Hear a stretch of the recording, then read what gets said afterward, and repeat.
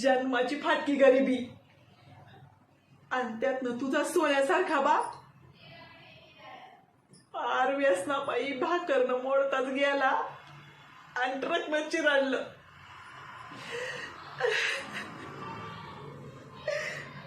म्हणून म्हणून आयुष्यात कधी व्यसन नाही करायचं बरं. आणि काय ना सिद्धार्थ, सगळं नियत महात्मा हे सांगत असतील आणि तुझ्या शाळेत बी शिकवत असतील ना.